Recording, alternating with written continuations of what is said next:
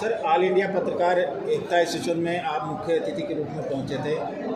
किस तरह से देखते हैं, जिस तरह से आप 5 सूत्रीय मांग रखी है पत्रकारों ने, उसके हित के लेकर क्या आप कदम उठाएंगे? क्योंकि कभी ना कभी सत्ता में आपकी भी सरकार आ सकती है। क्या दिशा निर्देश है, क्या अमल कर पाएंगे पत्रकारों के हितों को लेकर? आज जिला हरिद्वार में ऑल इंडिया पत्रकार एकता एसोसिएशन के बैनर तले देश के कई राज्यों से आए हुए कई सारे पत्रकार साथी यहाँ आज के इस कार्यक्रम में सम्मिलित हुए और बहुत सुंदर और बहुत अच्छा कार्यक्रम आयोजित हुआ, जिसके लिए मैं एसोसिएशन की तमाम कमेटी को और इसके राष्ट्रीय अध्यक्ष दिलशाद जी को पहले तो बहुत बहुत धन्यवाद और इस सफल कार्यक्रम के लिए बधाई देता हूँ। और जैसे कि आपने सवाल किया कि पत्रकारों ने कुछ अपनी मांग रखी है, आज देश की जो वास्तविक स्थिति है वो किसी से छुपी हुई नहीं है।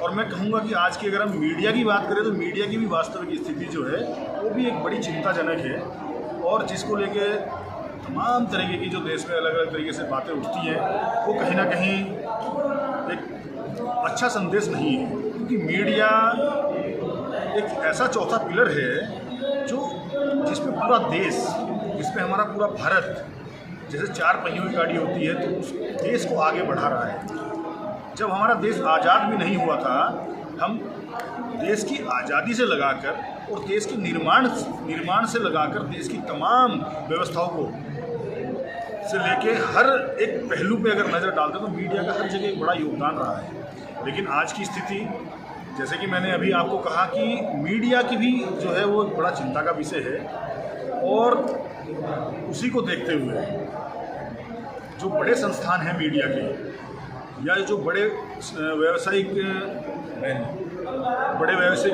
लोग हैं या बड़े बैनर हैं, उनका तो लाभ हुआ है, वो तो अपनी जगह पे दिन प्रतिदिन आगे बढ़ रहे हैं। लेकिन जो ग्राउंड जीरो पे जाके पत्रकार काम करता है, जो ग्राउंड जीरो से खबरें निकाल कर लाता है, आज जो पत्रकार आपकी इन 5 मांगों के नहीं, मैं तो कहूँगा इसमें 2-3 मांग और बढ़नी चाहिए थी, तो वो अपनी रोज़मर्रा से लगाकर और बहुत सारी समस्याओं से जूझ रहा है, जिसको लेकर हमारी देश की केंद्र की सरकार हो या इनकी कई राज्यों में जो डबल ट्रिपल इंजन की सरकारें हैं, चाहे वो हों, किसी ने आज तक मीडिया को लेकर गंभीरता से नहीं लिया है। लेकिन मैं आपको बता दूं, हमारी आम आदमी पार्टी की जो दिल्ली में सरकार है, तीसरी बारी सरकार है, वहाँ पर शिक्षा, स्कूल और मीडिया जगत से लगाकर कितनी समस्याओं का वहाँ समाधान हुआ है। और तो और जो एक पेंशन, मीडिया के साथियों को एक पेंशन की शुरुआत भी दिल्ली से शुरू होने वाली है। तो दोस्त, आपका जो सवाल है वाकई में वो बहुत सीरियस सवाल है। तो मैं यही कहूँगा कि मौजूदा सरकारों को, केंद्र सरकार को इसे गंभीरता से लेना चाहिए और इस आपकी मांगों को मानना चाहिए। अन्यथा जैसे दिल्ली में आम आदमी पार्टी आपके पत्रकारों के कई सारी व्यवस्थाएं की हैं, कई सारी चीज़ों को लेकर गंभीर है।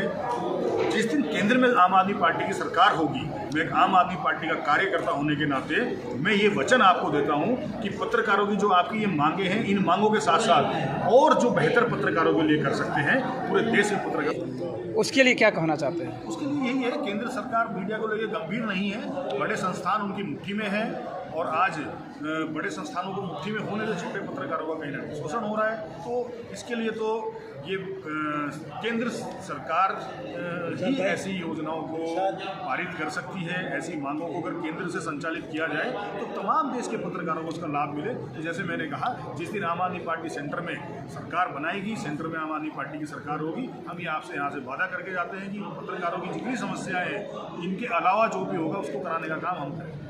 क्या शोषण है असल वही रह गए हैं। बिल्कुल, अगर आज आप किसी भी राष्ट्रीय चैनल की, किसी भी न्यूज़, बड़े संस्थान की न्यूज़ उसमें कोई आती है, मैं खुद भी एक बार उस न्यूज़ को देख के प्रमाणित नहीं कर पाता हूँ कि ये सच्ची खबर होगी। 2-3 चैनल, 4-5 संस्थान पे जब तक वो ना चल जाए, यकीन नहीं होता कि ये मीडिया के जो न्यूज़ चैनल है क्या सच्ची खबर दिखा रहे हैं या झूठी दिखा रहे हैं। तो आज जो स्थिति है वो किसी से छुपी हुई नहीं है। सच्चाई ये है कि यूट्यूबर आज की डेट में सच्ची खबर दिखा रहे हैं, और जो बड़े संस्थान हैं उनकी खबरों पे देश और दुनिया को यकीन ही नहीं रहा। तो यूट्यूबर आगे बढ़ रहे हैं, उसके पीछे भी षड्यंत्र चल रहा है, क्योंकि वो हक आवाज़ उठाते हैं, सच आवाज़ उठाते हैं। गोरखपुर हो या कोई भी राज्य हो देश का, उनकी आवाज़ों को लगातार वो तो दबाया जा ही रहा है, ये किसी छुपाव नहीं। आपकी पार्टी के मुख्यमंत्री को जेल के अंदर डाल दिया गया, तो अब बाकी चीज़ें क्या बचती हैं, या हम लोग जो है मतलब पत्रकार लोग सुरक्षित हैं इस सरकार में? देखिए, ये आम आदमी पार्टी के मुख्यमंत्री के को जेल में डालने का खाली विषय नहीं है जी।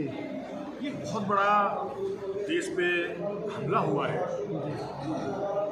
75 सालों से हमारा देश आज़ाद हो रखा है, लेकिन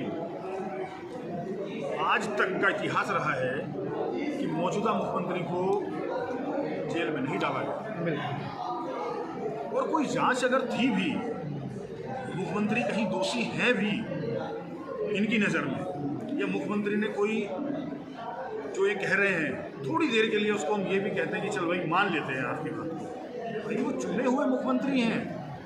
आपने एक चुने हुए मुख्यमंत्री को चुनाव के बीच में जेल में डाला है, तो ये तो पूरा देश समझ चुका है, पूरा देश इस चीज़ को मान चुका है कि ये सिर्फ और सिर्फ चुनाव को प्रभावित करने के लिए हार के डर से घबराए हुए हैं, उस डर से इन्होंने उनको जेल में डाला है। नहीं तो मौजूदा मुख्यमंत्री को कोई ऐसे जेल में नहीं डालता, वो कोई आतंकवादी नहीं थे, देश छोड़ के नहीं जा रहे थे। चुनाव के बाद भी जांच हो सकती थी, लेकिन जांच तो विषय ही नहीं है।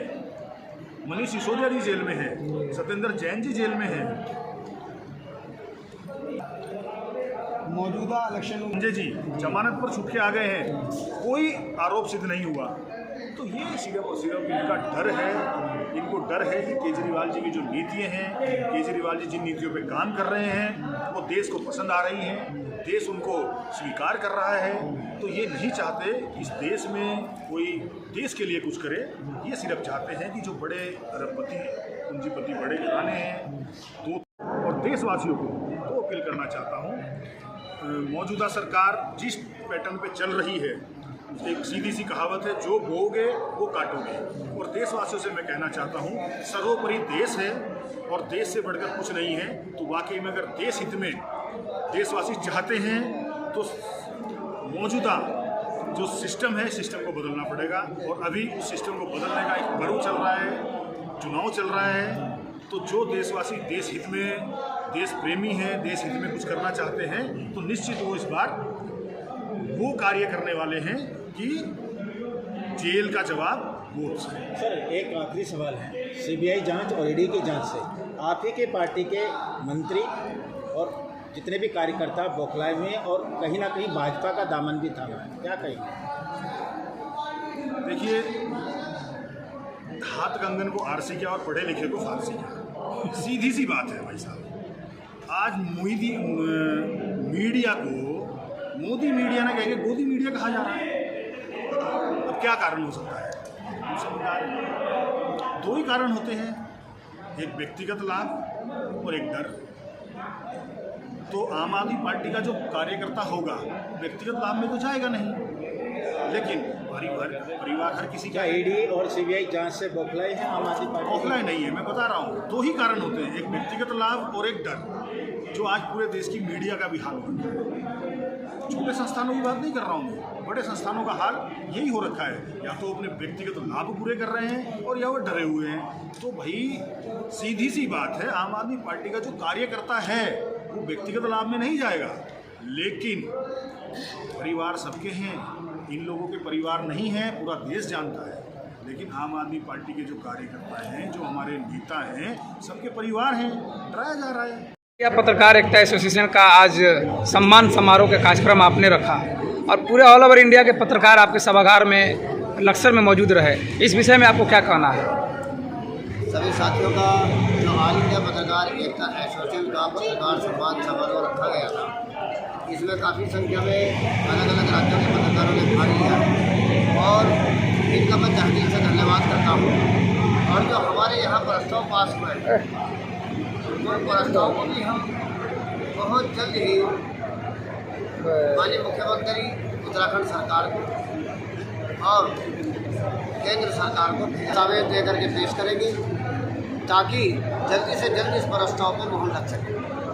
और हमारे पत्रकार भाइयों को पेंशन और डॉक्टरी सुविधा और इसके अलावा बच्चों की तालीम के लिए, हमारे बच्चों को जो है शिक्षा के लिए सरकार द्वारा फायदा किया जा सके। आगे आपकी क्या विशेषताएं होंगी इस संघ का, कुछ बताना चाहेंगे आप? हम बताना, सबसे पहली बात तो ये है कि हम अपने पत्रकार भाइयों से निवेदन करते हैं कि जो हमारा सूचना का लेटर होता है जो संस्थान द्वारा दिया जाता है, पहले सभी साथी वो लेटर हमारे पास जमा करें ताकि हम इन प्रस्तावों को लगा करके केंद्र और राज्य सरकार को अपनी मांगों को भेज सकें। आपको क्या लगता है कि ऐसी सरकार में आपकी मांग पूरी होगी? अरे हमारी मांग तो पहले भी पूरी हुई है। जब से 2 साल पहले हम लोगों ने मांग की थी, उत्तराखंड सरकार ने हमें समय दिया था और वो मान लिया था हमारी पूरी हो गई थी हमारी मांगें।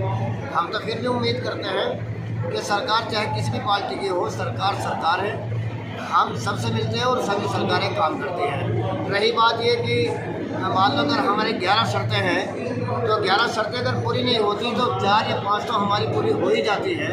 कहीं ना कहीं हमारे पत्रकारों को लाभ तो मिल ही जाता है, इतना ही लाभ काफ़ी है। आगे आपकी क्या रणनीति होगी? आगे की रणनीति बस यही है कि पत्रकार महोदय प्लेटफार्म पर आकर के काम करते रहें और मिलजुल के चलते रहें। बड़े से बड़े चट्टान को भी हम ख़त्म कर सकते हैं और आने वाली दिक्कतों को दूर कर सकते हैं। अगर आप पिछड़े रहोगे ऐसे ही, कभी कुचले रहोगे ऐसे ही और एक मंच पर नहीं आओगे तो आपकी ज़िंदगी दुखों में गुजरेगी। इसलिए मैं आप लोगों से निवेदन करता हूं कि ऑल इंडिया पत्रकार एकता मात्र एक ऐसा संगठन है जो पूरे भारत के अंदर जो है सबसे पहले नंबर पर काम कर रहा है। वैसे पत्रकारों के सैकड़ों संगठन है, मगर आज तक ऑल इंडिया पत्रकार एकता के सामने एक की भी दम नहीं है। आज 12 संगठनों का जो हमें समर्थन था, आप देख लो 12 के 12 समर्थन वाले सारे गोल ये बैठ गए। उन्होंने पता था कि कोई डिसीजन ऐसा ना हो जाए, हमारी शान को गुस्ताखी हो जाए। आज इसका नंबर बढ़ जाएगा तो हमारा नंबर घट जाएगा। हो सके इस वजह से आए हों लोग।